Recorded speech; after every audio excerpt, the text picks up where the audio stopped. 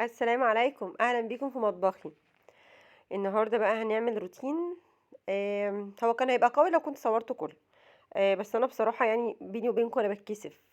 هو يعني اللي يعرفني يفتكر بس ما يكونش قريب، يفتكر ان انا بقى جريئه ومش عارفه. انا عايزه اقول لكم لغايه دلوقتي مش راضيه ابان، يعني مكسوفه ان انا اجيب وشي وانا بصور او انا بغسل مواعين او اي حاجه، مش عشان حاجه بس والله هو كسوف مش اكتر يعني. بس واحده واحده يعني مع بعض هنشيل الكسوف يعني.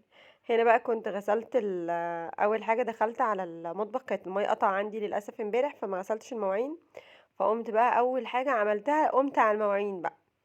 وكان بقالي شويه ما غسلتش السيراميك اللي جنب البوتاجاز. فقلت بقى اشيل كده البوتاجاز كده واغسل كده وادعك كده، عارفه بتغسلوا يا جماعه قلوبكم كده واحنا بنغسل المطبخ مع بعض. آم، النهارده بقى عايزه اقول لكم على حاجه. انا مسرعه الفيديو ده جدا. ليه بقى؟ لاني الا طبعا من رحم ربي، عشان في رجاله بتعذر بصراحه وفي رجاله لا. لو هنقول مثلا من 100 فاحنا بنتكلم في 99 من 109.10.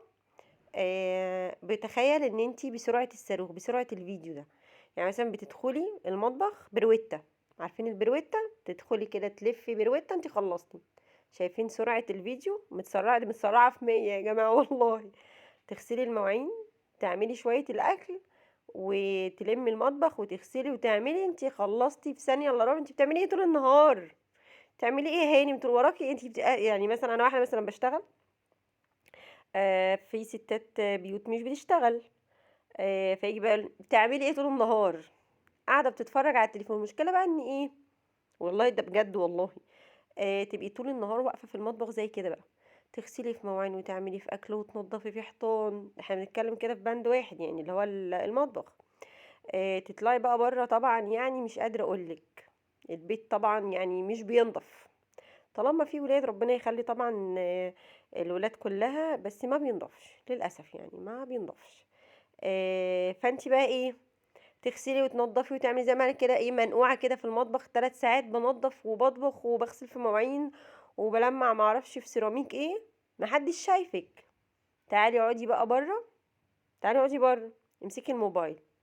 هتلاقي جوزك والجيران ومصر كلها وضواحيها جم وشافوكي وانتي ماسكه الموبايل.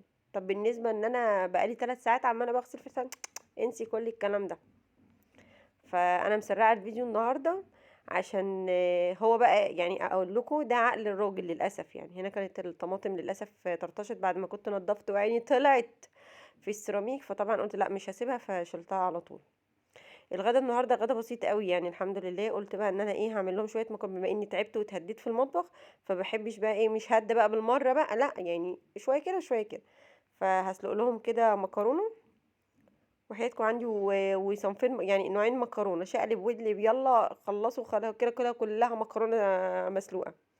وكان عندي طماطم في الفريزر طلعتها، بهرتها فلفل اسود وحبه كمون كده وبرده شقلب وقلب. وكان برجر بس البرجر ده بلدي مش شركات، ما بحبش البرجر بتاع الشركات ده بيبقى ليه ريحه كده صعبه قوي.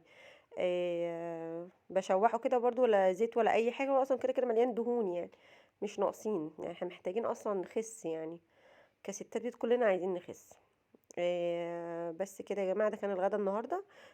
يا رب ما اكونش صدعتكم ويكون الفيديو لطيف. وبقول لكل راجل اتقي الست اللي معاك. يا رب يكون الفيديو عجبكم. ما تنسوش اللايك والشير، ويا رب نبقى خفيف عليكم. لو وصلتي معايا لغايه هنا شكرا جدا. دمتم في رعايه الله. مع السلامه.